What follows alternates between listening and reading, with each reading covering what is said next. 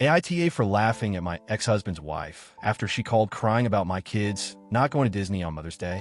My ex-husband, we're both in our 40s, and I share 3 kids, a 16-year-old son, a 15-year-old daughter, and a 14-year-old son.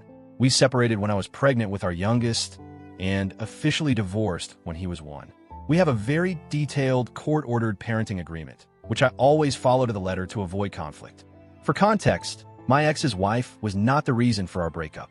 He cheated on me during my 3rd pregnancy, which was high risk, and I couldn't be sexually active at the time. He, however, didn't think that was a valid excuse for his actions. He later went through a paternity drama with one of the women he slept with. He wasn't a father, but it was a mess. He expected me to be okay with him having unprotected sex with someone else while I was pregnant. I wasn't. He always felt like I was unfair to him, and he still does. It made co-parenting pretty difficult. My ex remarried about 4 years after our divorce was finalized. From the start, there were issues with his new wife and our kids. She was hot and cold with them, snapping at them, and at times, making them feel like a burden. She also wanted them to call her mom and push for more time with them. There were several trips to court over her behavior, and even though the judge acknowledged it, there were never real consequences for her actions. The judge warned them multiple times that encouraging the kids to call someone other than their biological parents, mom or dad, could be seen as alienation. They were also ordered to take parenting classes years ago. I always tell my kids to be respectful to her, even if they don't like her, but they don't have much respect for her. My older son and daughter especially have had several run-ins with her that really affected their view of her.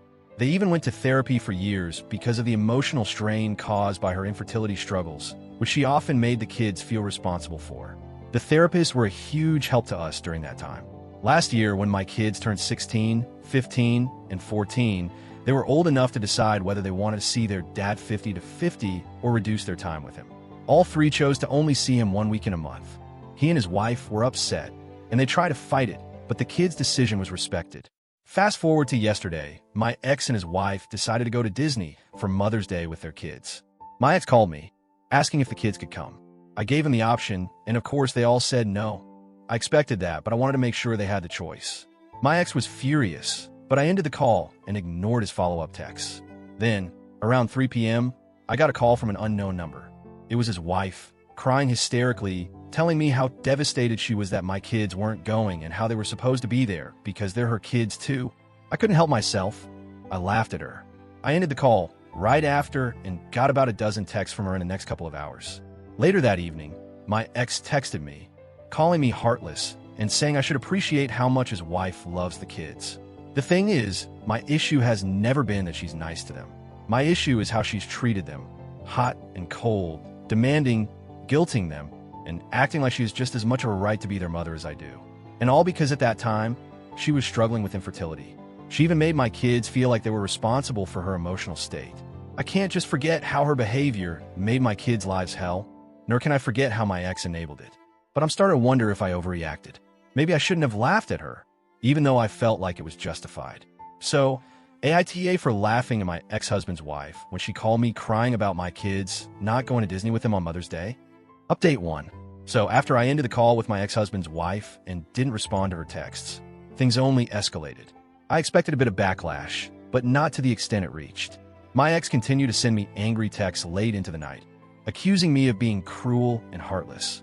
He even went as far as saying that I was poisoning our kids' minds and that I was being selfish by not letting them experience a fun day with their dad and his family. I didn't reply to him right away, mostly because I knew it wouldn't do any good. The texts were getting more and more heated, and I was finding it hard to stay calm. The thing is, when my ex got remarried, I was already on high alert. I knew his wife wasn't always the easiest to get along with, but her behavior had crossed the line a few times in the past, and it had affected my kids. I'm not just talking about normal step-parent struggles. I'm talking about manipulative behavior, guilt-tripping, and a constant undermining of my authority as their mother. I could sense how toxic it was becoming for them, and I did everything I could to help them navigate it. But even with therapy and communication, I could see how they were being emotionally drained by her demands. When my kids chose to spend less time at their dad's house and set the new schedule, my ex and his wife were really upset. But that decision wasn't about me trying to alienate them from their father. It was about them wanting space and time to feel more in control of their lives. They didn't feel comfortable with the situation, and I would never force them into it. They chose what was best for their mental health, and I supported them 100%. I know my ex is upset about the reduced time, but this situation made me realize something I had never fully acknowledged before. My ex never truly prioritized what was best for the kids. He always seemed to put his wife's needs and feelings above theirs. And this latest incident was just more of the same. It wasn't just about Disney or Mother's Day. It was about them feeling like they were being treated like second-class citizens in their own father's house. They knew I would never push them to go somewhere where they didn't feel welcome or comfortable. But it's like my ex couldn't see that. He was too focused on the family image he was trying to create with his new wife. And that's where I found myself questioning everything. I ended up sending a calm, concise message to my ex, telling him that I understood he was upset, but the kids had made their decision, and I supported them. I told him that his wife's behavior, especially when it came to treating my kids like they owed her something, was not acceptable. That I was not going to apologize for putting my kids first, even if it made him uncomfortable. The response I got was exactly what I expected: more angry messages. He said that my toxic behavior was ruining the family, and that if I didn't support his wife more, I was just causing more problems. I didn't even know how to respond to that. He couldn't see past his own anger to see that his kids were the ones being hurt in this situation. The more I thought about it, the more I realized that nothing was ever going to change if they kept expecting me to play nice with a woman who, to my kids, had never really earned their respect or trust. Update 2. I want to update you all on how my kids are handling everything. They've been through so much over the years between the divorce, the custody battle, and the ongoing tension with their dad and his wife that I sometimes wonder how they've managed to stay so strong. But I also know that there are days when they feel the weight of it all. The day after the whole Disney/Mother's Day drama, I sat down with my kids to talk about what had happened. I wanted to make sure they knew I had their backs, no matter what, and that their feelings were valid. I could tell that they were a bit uneasy, especially my older son and daughter. They're both at an age where they can really process everything that's going on, and I could see the emotional toll it was taking on them. My daughter, who's 15, told me that she felt bad for how everything went down. She said she didn't want to hurt my ex or his wife, but she couldn't bring herself to be excited about going to Disney with them. It wasn't just about the trip, it was about everything that led up to it. She mentioned feeling like her stepmom had always been distant and manipulative, and how it was hard for her to feel like she had a place in their family. My son, the 16-year-old, was more vocal about his frustration. He said, "Why does she always make it feel like we owe her something? Why can't she just be nice to us like a regular stepmom?" He also pointed out that it wasn't just that day. It was the accumulation of years of being treated poorly that had led to this decision. My youngest, who's 14, didn't say much, but nodded in agreement with his older siblings. He's always been the quieter one, but I could tell he was on edge, and he seemed relieved to not be pressured into the situation.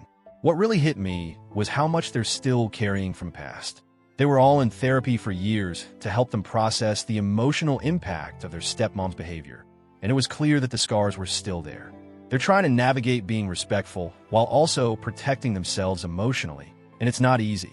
We had a long conversation about boundaries, and I reassured them that they never had to go anywhere or do anything they didn't want to, especially when it came to their dad and his wife. I also made it clear that they weren't doing anything wrong by setting their own limits. They were allowed to have their own feelings about their relationship with her, even if that wasn't what my ex wanted. Ultimately, they seemed relieved that I had their backs, but I could see how tired they were of the constant drama. They didn't ask for this kind of situation, and they certainly didn't ask for me to be caught in the middle of it all. Update 3. After a few days of texting back and forth with my ex, I decided it was time for a face-to-face conversation. The texts were getting nowhere, and I was tired of the emotional games he was playing. We met at a neutral location, a local coffee shop, to try to have an adult conversation without the kids around. I went into it with the mindset that this was the last chance to have a calm, rational discussion about everything that had happened. I told him that I understood his frustration, but that I wasn't going to apologize for supporting my kids. I reminded him that they were old enough to make their own decisions about who they wanted to spend time with, and that I wasn't going to force them into situations where they felt uncomfortable. He tried to argue that I was creating division by not supporting his wife more. He said that if I just got along with her better, everything would be fine. But I couldn't help but feel like that was just another way for him to avoid dealing with the real issue, his wife's treatment of the kids. I told him again that I had no issue with her as a person, but that her behavior toward my kids had been damaging, and that they didn't owe her anything. We went in circles for a while, and it became clear that we were never going to agree on this. I told him that I wasn't interested in playing the family role game, and that my priority was making sure our kids were emotionally safe and respected.